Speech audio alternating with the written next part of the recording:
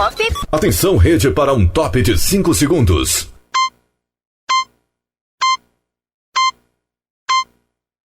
Rede Estação Pop. Continue ligado. Vem aí a próxima atração. Jornal Estação Pop News.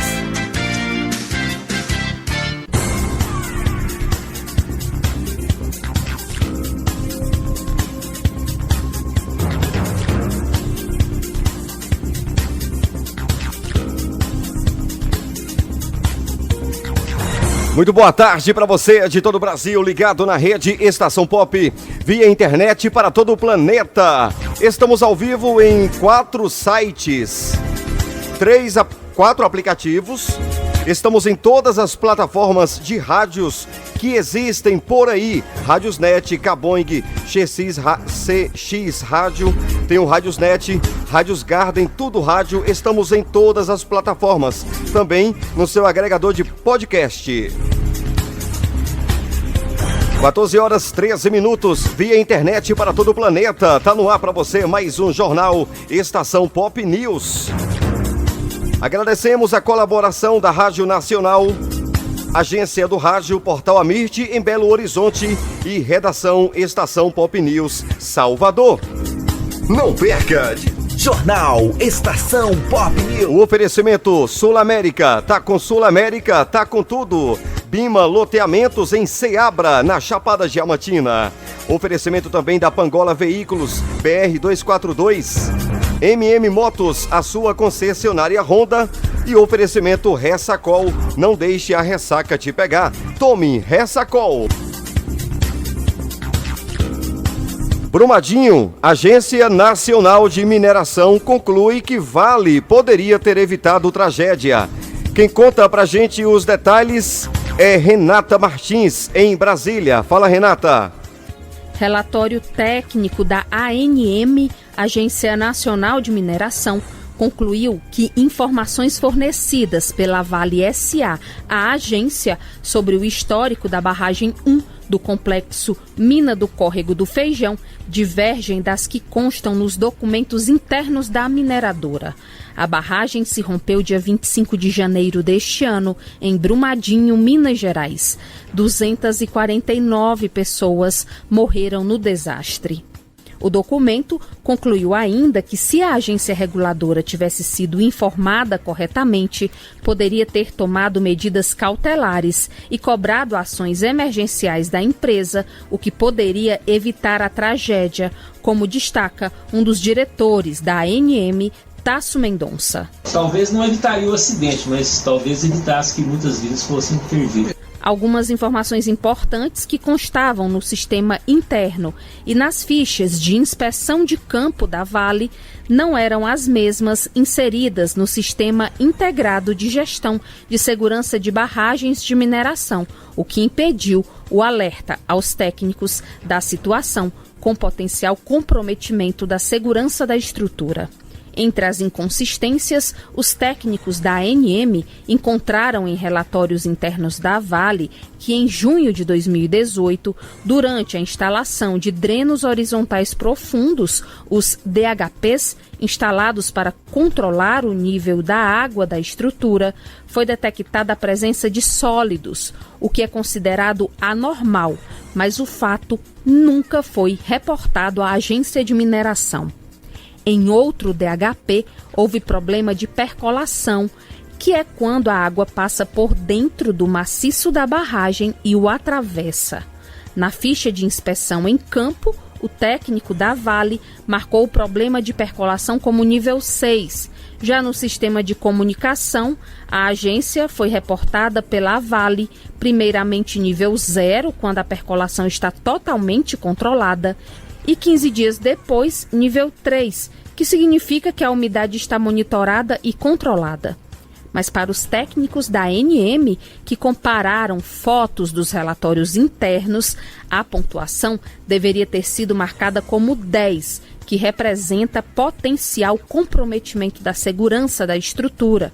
Se a Vale tivesse marcado nível 10, automaticamente a barragem subiria de categoria de risco e seria prioridade de inspeção. Além disso, exigiria que a mineradora fizesse inspeção diária. A mineradora também não reportou nada sobre a falha, aponta o relatório. A regra exige que o reporte seja quinzenal, mas no caso de situação de anomalia, a comunicação deve ser imediata.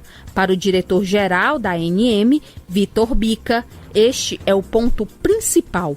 Constatou sedimento, tinha que ter reportado imediatamente ao órgão regulador. É evidente que pode evoluir de uma nota 10 para uma nota 6 e para uma nota 0. Mas o que nós estamos questionando, e é isso que a gente não aceita, é que no momento da ocorrência do sedimento nós deveríamos ter sido informados.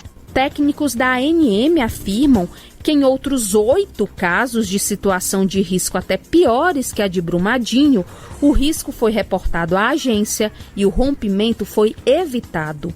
Eduardo Leão, diretor da ANM, explicou o que poderia ter sido feito no caso da barragem Mina do Córrego do Feijão. Acionar a evacuação, acionar o plano de segurança de barragem, por exemplo, o dreno, que é carreamento de sedimento, isso é gravíssimo. Nossa equipe já teria no outro dia fazendo vistoria, ajudando, tentando descobrir o que está acontecendo e já iria acionar o nível de alerta 1 e devido à proximidade do refeitório, por exemplo, já poderíamos ter interditado a usina com aquele movimento. Se aquilo que a gente vai fazer vai parar o rompimento, outros 500, mas assim, ações teriam. A Agência Nacional de Mineração enviou à Vale 24 autuações, cada uma com multa no valor máximo de R$6 mil. A Polícia Federal indiciou 13 pessoas por falsidade ideológica e uso de documentos falsos. Dos indiciados, 7 são funcionários da Vale do Rio Doce e 6 da Tuvisud, empresa de consultoria que atestou a segurança da barragem. A Vale informou por meio de nota que vai analisar a íntegra do relatório da Agência Nacional de Mineração e, no momento, não tem como comentar as decisões técnicas tomadas pela equipe de geotécnicos à época. Todas as informações disponíveis sobre o histórico do estado de conservação da barragem foram fornecidas às autoridades que apuram o caso. A Vale reforça que aguardará a conclusão pericial, técnica e científica sobre as causas da ruptura da barragem. Acesse www.estaçãopopnews.com.br e acompanhe a notícia em primeira mão. 14h11, 14h11. Horários de Brasília, Jornal Estação Pop News, ao vivo para a rede Estação Pop. Bolsonaro sanciona PL da privatização da Eletrobras e destaca ações dos 300 dias de governo. O presidente Jair Bolsonaro assinou o projeto de lei da privatização da Eletrobras nesta terça-feira, dia 5. Isso em uma cerimônia alusiva aos 300 dias de governo no Palácio do Planalto. A empresa é responsável pela maior parte da geração e transmissão de energia elétrica do país. Quem conta pra gente os detalhes é Lucas Farias. Fala, Lucas! O avião que levou a missão brasileira para a Antártica partiu da cidade chilena de Punta Arenas, no extremo sul do continente sul-americano. O voo na região é considerado muito difícil, devido às bruscas mudanças meteorológicas e aos ventos que podem chegar a 200 km por hora. Por isso, a aeronave só decola quando o trajeto em rota é considerado ideal. A viagem durou pouco menos de 3 horas. O pouso foi realizado numa pista de cascalho, no meio das geleiras antárticas. O Major Diego de Oliveira, que é um dos pilotos do avião, fala sobre as dificuldades da viagem. A principal dificuldade aqui na Antártica, é relativa às condições meteorológicas. Que as condições encontradas aqui elas são bastante diferentes das que nós encontramos no Brasil. A intensidade dos ventos. Depois de vários dias viajando, finalmente chegou a hora do desembarque. Descendo do Hércules, precisamos caminhar com cuidado, porque a pista está escorregadia. Parece que mergulhamos em outro mundo. Um continente branco com geleiras imponentes que impressionam. Até para os mais experientes, a sensação de voltar ao continente gelado emociona. É o caso do capitão-tenente Moisés, que já trabalhou durante 1 ano na Antártica e agora atua na equipe de logística para levar passageiros e mantimentos para a região. Mesmo tendo passado 1 ano no Grupo Base, Hoje, chegando aqui, é como se eu tivesse a primeira vez, a sensação de estar chegando a primeira vez. Então, eu estou muito feliz por conta dessa oportunidade. Esta viagem para a Antártica tem um motivo especial: checar os últimos detalhes para a reinauguração da base brasileira Comandante Ferraz em janeiro. Como o pouso foi realizado numa pista na base chilena, precisamos embarcar no navio polar Almirante Maximiliano para chegar à estação do Brasil. A embarcação possui 5 laboratórios e realiza 40% das pesquisas brasileiras no continente gelado. Atualmente, entre os cientistas a bordo estão pesquisadores das universidades federais da Bahia e de Pernambuco. Durante a navegação, eles coletam dados que ajudam a descobrir o impacto das correntes marítimas da Antártica no clima brasileiro. Moacir Araújo, que é vice-reitor da Universidade Federal de Pernambuco, diz que sem o apoio da Marinha, a equipe não conseguiria realizar o trabalho. Fundamental a gente ter esse apoio da Marinha, primeiro porque você consegue ter a logística realizada, né? Então, para qualquer projeto de pesquisa, sobretudo se tratando de um ambiente tão hostil como é a Antártica, né? Isso aí já é um bom caminho andado, então isso aí é fundamental, não tenha dúvida. O desenvolvimento de pesquisas na Antártica garante a permanência do Brasil num seleto grupo de nações que definem o futuro da região. Da base brasileira Comandante Ferraz, na Antártica, Maurício de Almeida.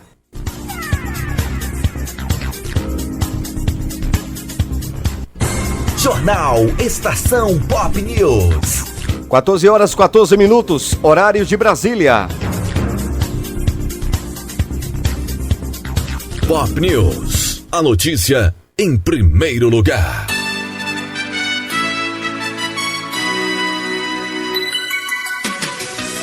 Oposição pressiona e relator restringe porte de armas aos CACs. Governo quer ampliar categorias.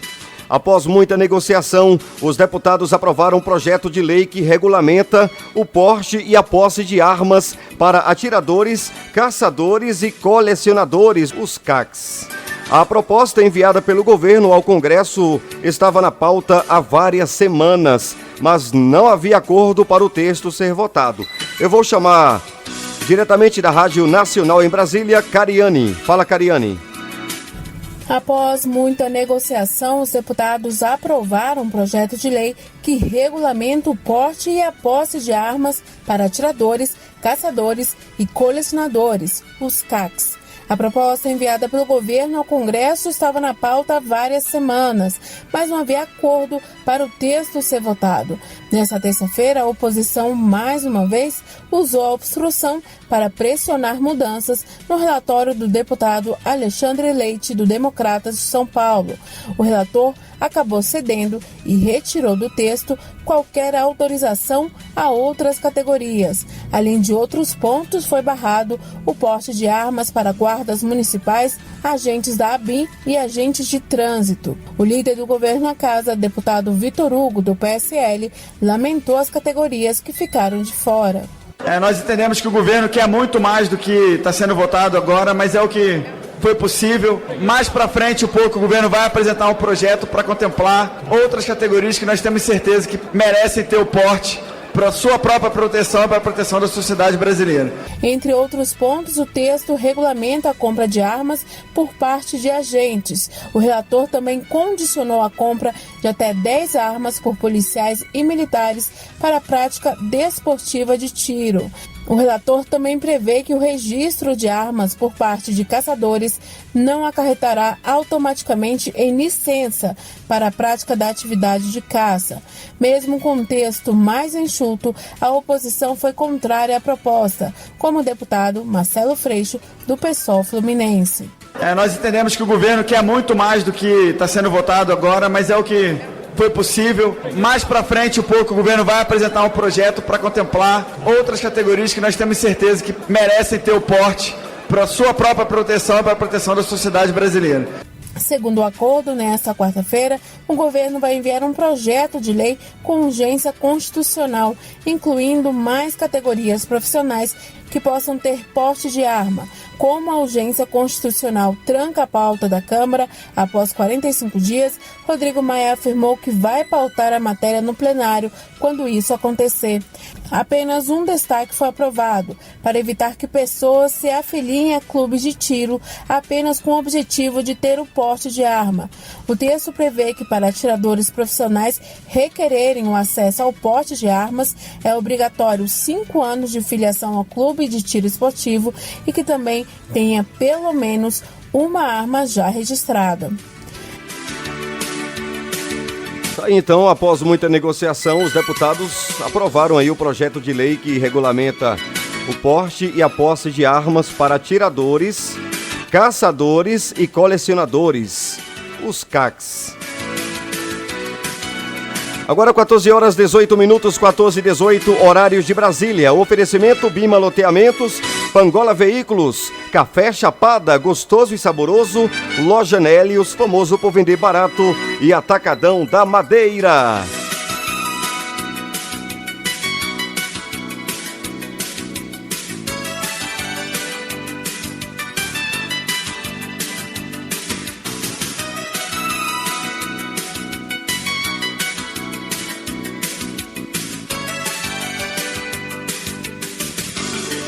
Muito bem, senhoras e senhores, 14h19, horários de Brasília. Vamos para o Acre. Taxa de recusas familiares à doação de órgãos chega a quase 80% no estado. Apenas no Acre, 94 potenciais receptores estão na lista de espera. Quem tem detalhes é Cíntia Moreira. Fala, Cíntia. Atualmente, mais de 45 mil pessoas esperam por um transplante de órgão no Brasil, segundo o Ministério da Saúde. Apenas no Acre, 94 potenciais receptores estão na lista de espera. Os dados são do Sistema Nacional de Transplantes. E um fator é decisivo para que esses pacientes possam contar com uma segunda chance: a autorização dos familiares. Ainda 40% das famílias dos possíveis doadores dizem não à doação. No estado, essa taxa chega a cerca de 80%, de acordo com a Central Estadual de Transplantes. Para mudar tal realidade, é importante comunicar aos parentes e pessoas próximas a vontade em ser um doador, para que histórias como a da vendedora Silvânia Rosseto, de 45 anos, se repitam. A moradora de Rio Branco ficou na lista de espera por um rim ao longo de 11 anos.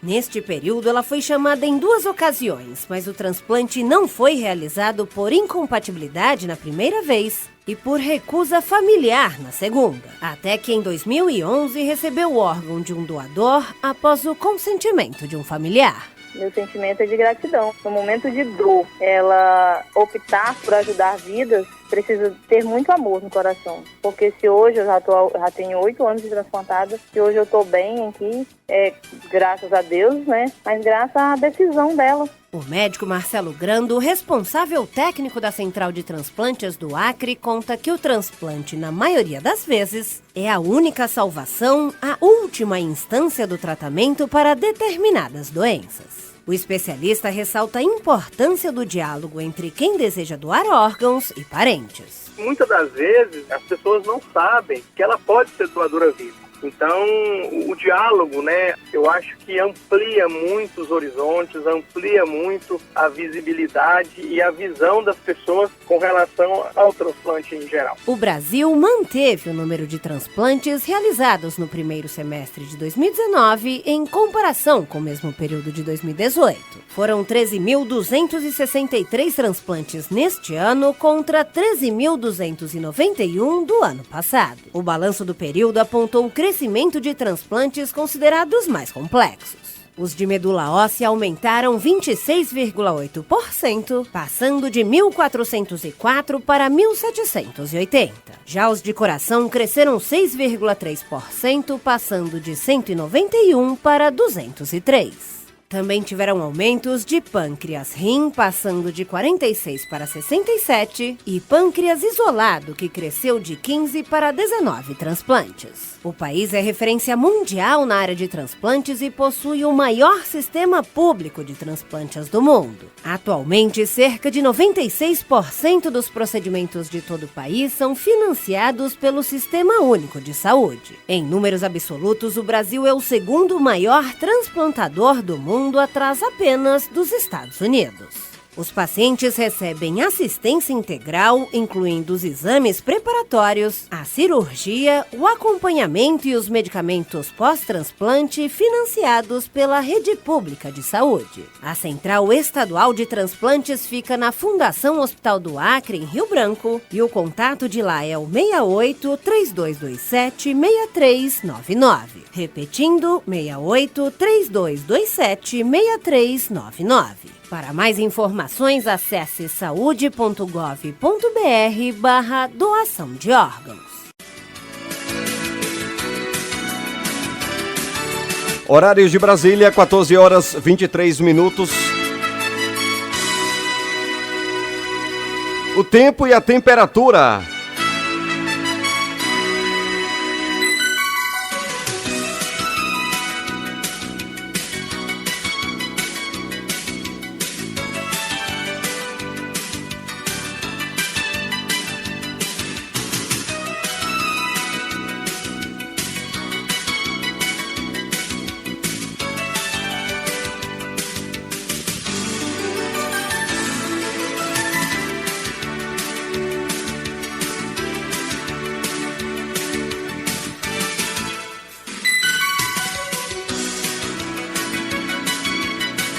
Muito bem, vamos com o tempo e a temperatura para a região sul.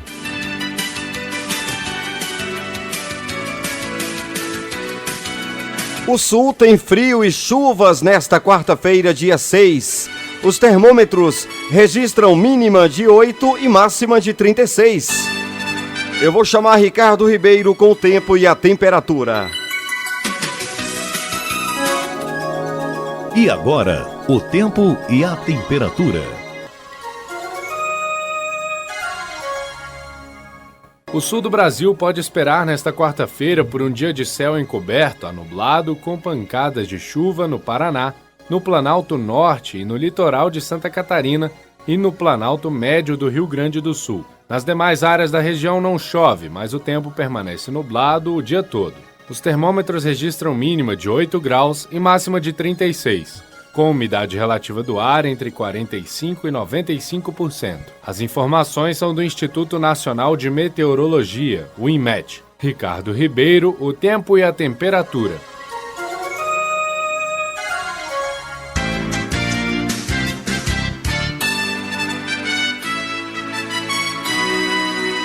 O tempo e a temperatura para o sudeste.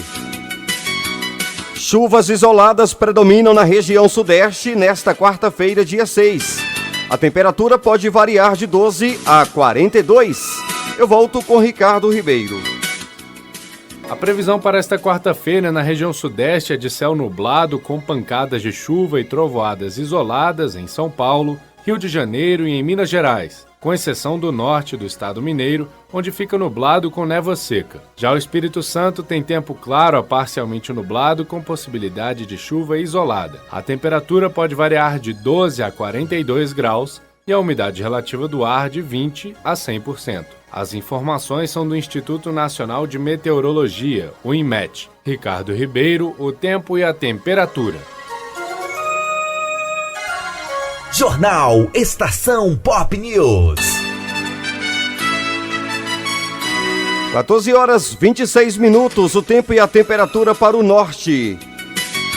Norte tem tempo fechado e previsão de chuvas nesta quarta-feira, dia 6. Norte tem tempo fechado e previsão de chuvas nesta quarta-feira, dia 6. Eu vou chamar agora o repórter Ricardo Ribeiro. Novamente o tempo e a temperatura para a região norte. No norte do país, a quarta-feira terá tempo encoberto a nublado, com pancadas de chuva no Amazonas, Acre, Rondônia e Tocantins. Já no Amapá, Pará e Roraima, o céu permanece com um pouco de nebulosidade e possibilidade de chuvas esparsas e isoladas, sobretudo na porção sul desses estados. A mínima é de 20 graus e a máxima de 37. A umidade relativa do ar pode variar de 30% a 100%. As informações são do Instituto Nacional de Meteorologia, o INMET. Ricardo Ribeiro, o tempo e a temperatura.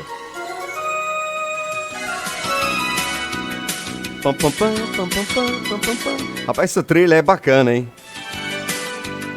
14 horas 28 minutos, 14h28. Eu vou com o tempo e a temperatura para a região Nordeste.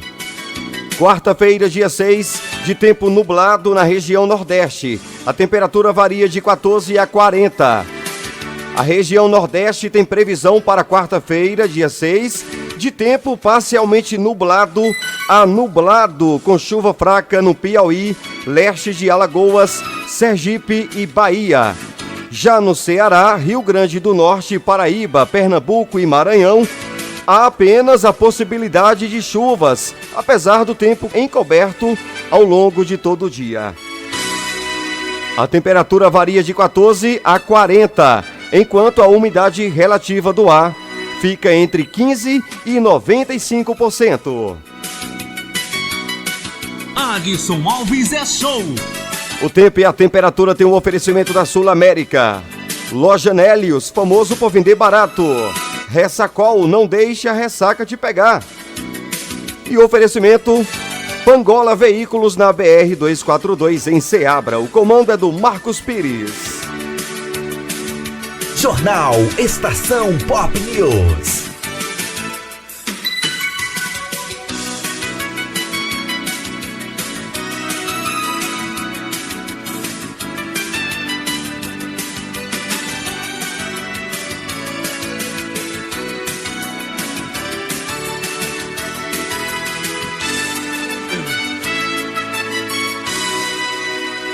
Câncer de próstata é a segunda causa de morte por câncer em homens no Brasil. Pelo menos 68.220 novos casos de câncer de próstata são diagnosticados no Brasil a cada ano, segundo o Instituto Nacional do Câncer. Eu vou chamar Cíntia Moreira com os detalhes. Fala, Cíntia. A campanha Novembro Azul ocorre em todo o Brasil para conscientizar os homens de que é preciso fazer o diagnóstico precoce do câncer de próstata. Segundo o Instituto Nacional de Câncer, o INCA, pelo menos 68.220 novos casos são diagnosticados a cada ano, sendo a segunda causa de morte entre os homens, com 14 mil óbitos anuais.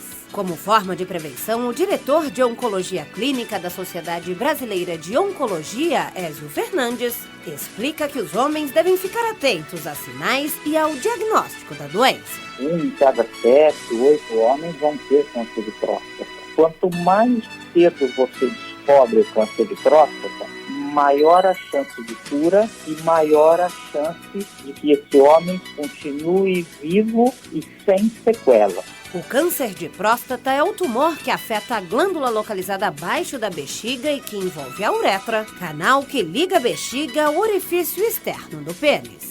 Embora seja uma doença comum, por medo ou por desconhecimento, muitos homens preferem não conversar sobre o assunto. O diretor da Sociedade Brasileira de Oncologia, Ézio Fernandes, ressalta que a doença é confirmada depois de se fazer uma biópsia, exame que é indicado ao encontrar alguma alteração no exame de sangue ou por meio do toque retal, prescrito a partir da suspeita de um caso por um médico especialista.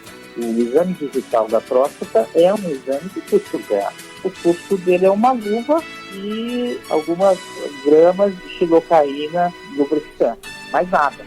É um exame absolutamente sem custo. Então é um exame que não deveria, em hipótese alguma, sofrer com a falta de recursos do Sistema Único de Saúde. Na maioria dos casos, o câncer de próstata cresce de forma lenta e não chega a dar sinais durante a vida e nem a ameaçar a saúde do homem. Já em outros casos, ele pode crescer rapidamente, se espalhar para outros órgãos e até causar a morte. Quando localizado apenas na próstata, o câncer pode ser tratado com cirurgia oncológica, radioterapia e até mesmo observação vigilante em alguns alguns casos especiais. No caso de metástase, ou seja, se o câncer da próstata tiver se espalhado para outros órgãos, a radioterapia é utilizada junto com tratamento hormonal, além de tratamentos paliativos. A escolha do melhor tratamento será feita individualmente por um médico especializado, caso a caso, depois de serem definidos quais os riscos, benefícios e melhores resultados para cada paciente, conforme o estágio da doença e as condições clínicas do homem. Todas as modalidades de tratamento são oferecidas de forma integral e gratuita por meio do SUS.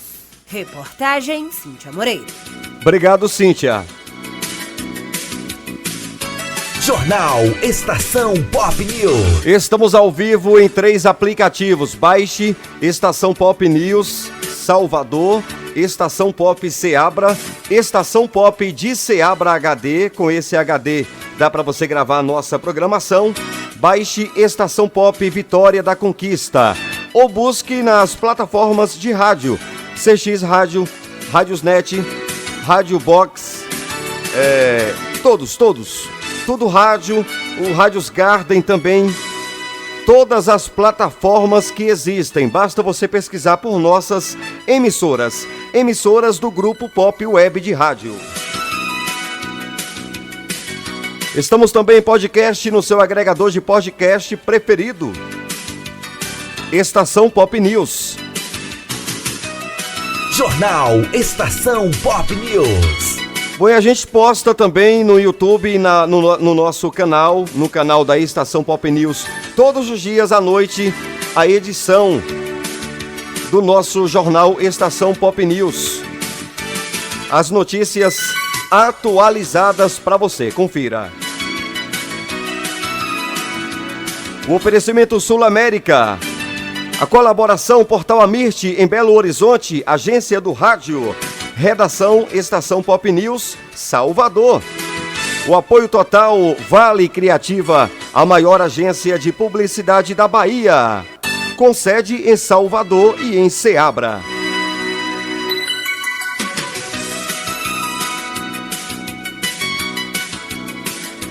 Olha, o Ministério da Saúde libera 79 milhões de reais para hospitais universitários. Mais de 79 milhões de reais foram liberados para os hospitais universitários de todo o país. Quem conta os detalhes é Janari Damascena. Fala, Janari.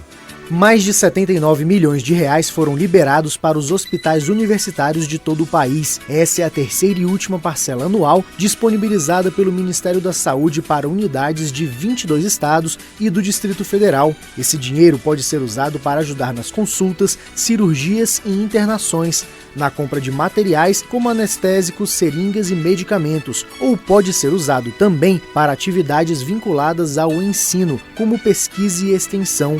Além disso, o governo federal liberou outros 68 milhões de reais do Programa Nacional de Reestruturação dos Hospitais Universitários Federais. Com esse dinheiro, é possível realizar obras, reestruturação e revitalização dos hospitais das universidades federais. Esse é o caso do Hospital Universitário Maria Aparecida Pedrocian de Campo Grande, no Mato Grosso do Sul, que se beneficiou com os recursos para melhorar o atendimento à população, como explica o superintendente do hospital, Cláudio César da Silva. O hospital encontrava-se em grandes dificuldades e levamos o hospital ao seu equilíbrio econômico. E a partir daí nós estamos conseguindo utilizar a maior parte dos recursos para melhoria do nosso hospital. Promovemos diversas reformas, promovemos diversas readequações de infraestrutura, equipamentos assim que nós não teríamos a menor condição de adquirir, e possibilita com que a gente trabalhe mais, com que a gente melhore a nossa produção,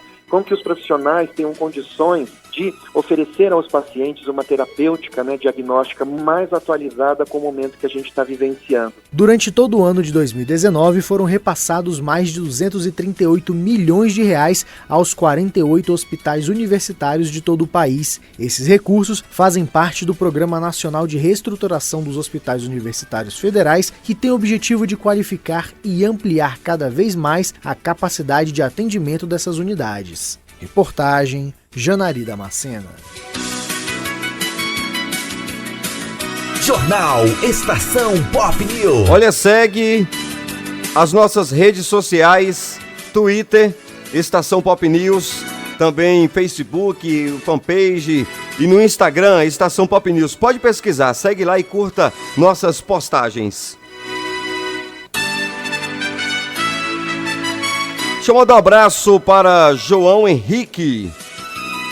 Ele está no Costa Azul, em Salvador. Grande abraço para você, obrigado pela audiência. Quero também abraçar o Roberto. Ele está em Feira de Santana. E o Cristiano Araújo, que não é o cantor, claro, óbvio, tá ligado, ele tá em Irecê. Valeu, grande abraço, obrigado pela audiência. 14h38, horário de Brasília.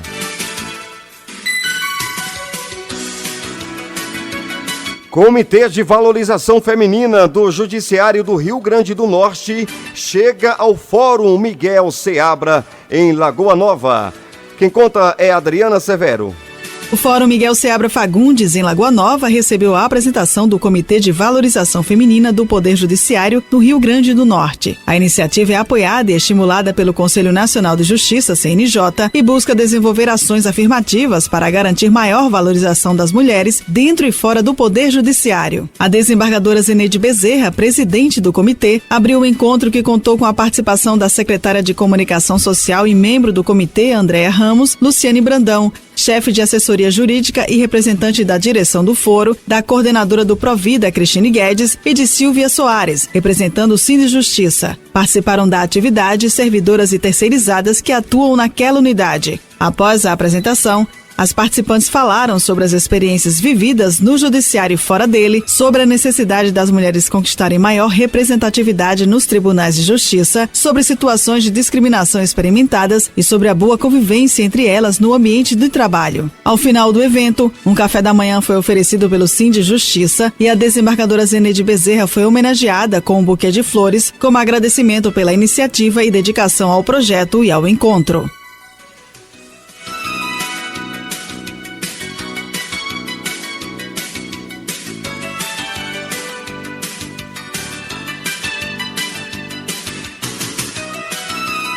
Pop News, a notícia em primeiro lugar. Em Santa Catarina, homem que quebrou costelas de vizinha, isso durante uma briga, ele terá que pagar a indenização. Marcelo Correa. Uma moradora de Balneário Camboriú, no litoral catarinense, será indenizada em R$ 8.100, acrescidos de juros e correção monetária devidos, após ser agredida fisicamente por um vizinho, ter 2 costelas fraturadas e ficar cerca de 30 dias afastada de sua atividade laboral em 2016. A autora da ação indenizatória conta que a agressão aconteceu em agosto daquele ano, após confrontar o vizinho sobre uma suposta agressão a seu sobrinho. Consta nos autos que, naquele dia, crianças brincavam na rua e isso teria incomodado o réu, o qual teria dado um tapa no rosto de um dos menores. Ao abordar o vizinho sobre a agressão, ele entrou em vias de fato com a mulher. Em juízo, o homem alegou que quem deu causa aos fatos foi a autora e seu filho, que o agrediram primeiro. Segundo a juíza Daisy Herget de Oliveira Marinho, titular da 3ª Vara Cível da comarca de Balneário Camboriú, diante dos fatos e das provas apresentadas, o constrangimento moral pelo qual passou a autora foi evidente, ao ser agredida pelo réu na rua, diante de muitos vizinhos e com resultado de fratura, razão pela qual estão configurados os danos morais, restando apenas quantificá-los, citou a juíza. Além de receber R$ 6.000 a título de indenização por danos morais, a autora, que trabalhava como diarista e teve que se afastar do serviço por um mês, receberá R$ 2.160 por lucros cessantes, devidamente corrigidos desde o evento, acrescidos de juros de um mês ao ano por conta do impedimento de exercer sua atividade laboral. A decisão aconteceu no dia 24 de outubro, mas cabe recurso ao Tribunal de Justiça. Judiciário do Mato Grosso amplia processo judicial eletrônico. Elaine Coimbra. O processo judicial eletrônico, PJE, é uma plataforma para a tramitação de processos, disponibilizado pelo Conselho Nacional de Justiça. Em Mato Grosso, o Poder Judiciário implanta em mais uma comarca, desta vez no município de Santo Antônio de Levegel, que terá o módulo criminal no PJE. A gestora da Secretaria da Vara Única, Marcela Rosa, aponta vantagens da nova ferramenta. O que muda, além do trabalho remoto também, justamente a celeridade. Hoje nós temos que, às vezes, fazer carga de processo quando é necessário, fazer carga para advogados, para o Ministério Público, e agora não será mais preciso, porque o próprio sistema, ele autoriza a gente fazer apenas uma notificação via sistema, tanto para o Ministério Público, Defensoria, os servidores aqui também e para o próprio cidadão. Sendo assim, o treinamento on the job para os servidores será de 11 a 14 de novembro de 2019, na própria comarca. Marcela destaca a expectativa entre os servidores.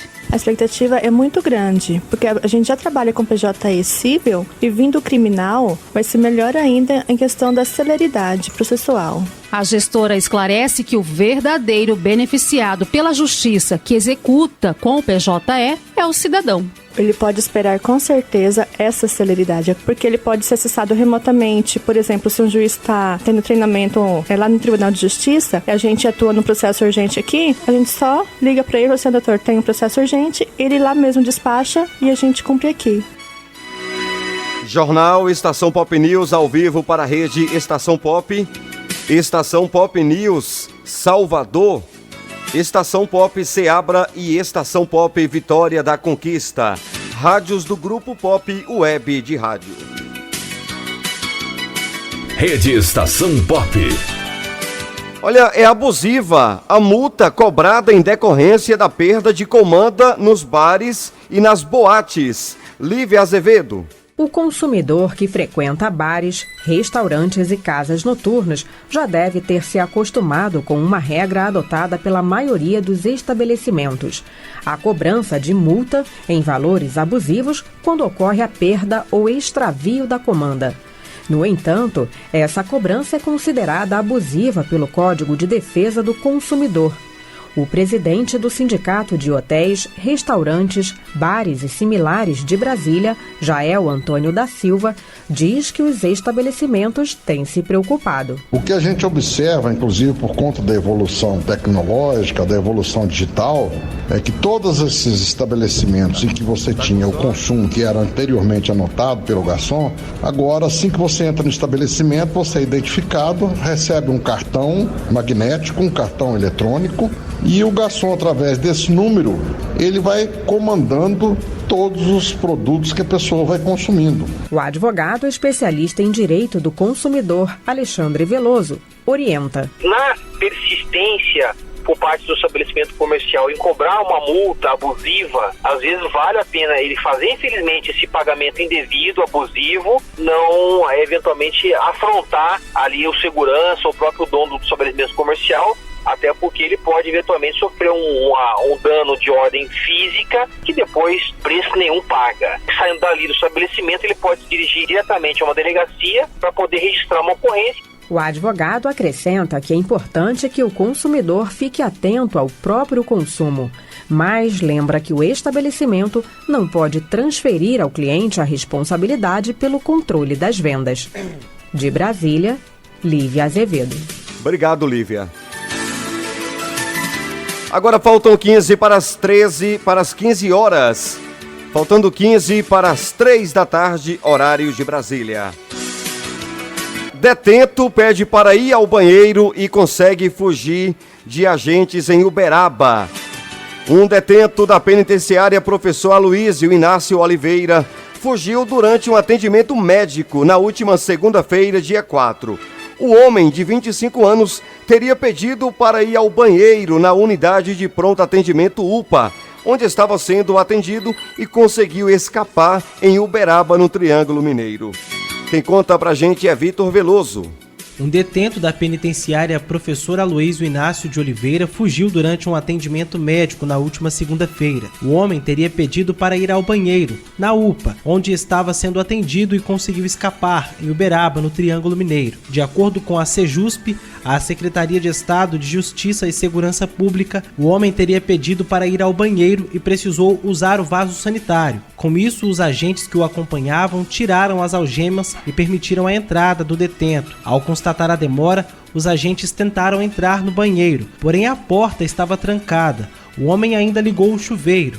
Do lado de fora da unidade, policiais avistaram ele fugindo. Segundo os militares, o homem fugiu com a roupa vermelha oferecida pelo presídio. Eles passaram inclusive informações sobre o físico do rapaz, que ainda está foragido. Os policiais disseram que ele tem cabelos encaracolados, barba, bigode e escamações intensas pela pele. De acordo com a informação da Sejusp repassada ao G1, o detento que estava preso desde o dia 13 de outubro se chama Rodolfo Rodrigues Balbo. Desde o dia 30 do mesmo mês, ele estava na unidade médica fazendo o tratamento. A administração da penitenciária instaurou uma investigação preliminar para investigar o caso. Qualquer informação sobre o foragido pode ser repassada à Polícia Militar pelo 190. Do portal Amirte, em Belo Horizonte, repórter Vitor Veloso.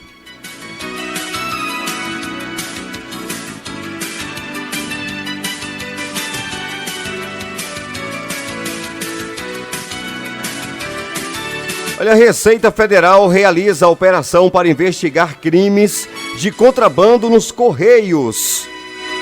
Uma operação está sendo realizada nesta terça-feira, dia 5. Foi realizada, no caso, na terça-feira, dia 5, em Poços de Caldas, no sul de Minas, para combater crimes de contrabando e descaminho nos Correios da cidade. A Receita Federal do município é a responsável pela intervenção denominada de Operação Raio X. Quem conta pra gente é Patrícia Marques. Fala, Patrícia. Uma operação está sendo realizada nesta terça-feira em Poços de Caldas, no sul de Minas, para combater crimes de contrabando e descaminho nos Correios da cidade. A Receita Federal do município é responsável pela intervenção denominada de Operação Raio X. De acordo com a Receita, o órgão investiga os Correios há 6 meses. Os dados obtidos mostram que 90% dos produtos retidos na empresa não têm comprovação de origem ou documento fiscal. Estão sendo apurados por auditores fiscais e analistas tributários o conteúdo de correspondências com o intuito de evitar o envio de mercadorias contrabandeadas. Está disposto no Código Penal que quem comete crime de contrabando está sujeito a pena de 2 a 5 anos de reclusão. Já o crime de descaminho prevê de 1 a 4 anos de prisão. A operação recebeu o nome de Raio X devido a uma máquina usada pela Receita que analisa os conteúdos sem precisar abrir as caixas. Com isso, apenas as mercadorias suspeitas são abertas. Do portal Amirte, em Belo Horizonte, repórter Patrícia Marques. Portal Amirte, Belo Horizonte, obrigado. 14 horas e 50 minutos. Caminhoneiro passa mal e morre às margens da rodovia BR-146 no sul de Minas. Morreu às margens da rodovia BR-146, entre Botelhos e Cabo Verde, no sul de Minas, na noite dessa segunda-feira. O caminhoneiro de 59 anos, segundo a Polícia Rodoviária Federal, teria passado mal e estacionado o veículo. Os policiais, ao chegarem ao local, encontraram um caminhão parado na contramão, fora da pista e com os faróis acesos. Além disso, perto do motorista, tinha remédios para controlar a pressão. A morte do caminhoneiro foi constatada por uma equipe médica de Cabo Verde. O corpo foi levado por uma funerária. Por falta de sinais de violência, a perícia não precisou ser acionada. O veículo, que pertence a uma empresa de Monte Belo, foi liberado. Do portal Amirte, em Belo Horizonte, repórter Patrícia Marques. Jovem morre após cair de trator em Santana da Viagem.